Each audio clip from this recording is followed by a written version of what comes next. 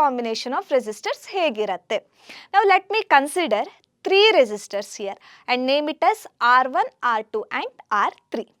Connecting wires ತಗೊಂಡು ಯಾವ ರೀತಿಯ ಕನೆಕ್ಟ್ ಮಾಡ್ತಾ ಇದ್ದೀನಿ ನೋಡಿ. ರೆಸಿಸ್ಟರ್ಸ್ R1, R2 ಆ್ಯಂಡ್ R3ನ ಎಂಡ್ ಟು ಎಂಡ್ ಕನೆಕ್ಟ್ ಆಗಿದೆ. ಅಂದರೆ R1ನ ಒಂದು ಎಂಡ್ R2 ಒಂದು ಎಂಡಿಗೆ ಕನೆಕ್ಟ್ ಆಗ್ತಾ ಹೋಗಿದೆ.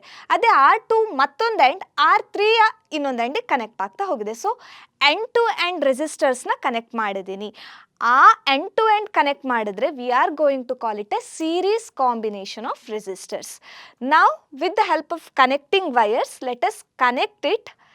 Let us keep a battery key and ammeter to measure the flow of current. ಹೇಗೆ ಕನೆಕ್ಟ್ ಮಾಡ್ತೀವಿ ಅಮ್ಮೀಟರ್ನ? It is series for the wires.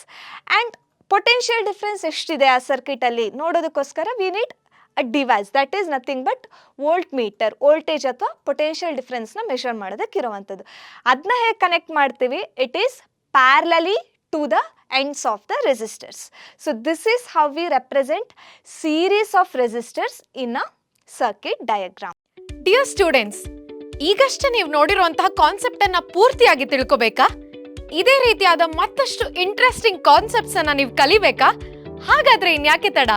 Download the teacher app from the Google Play Store right now. Teacher with you always.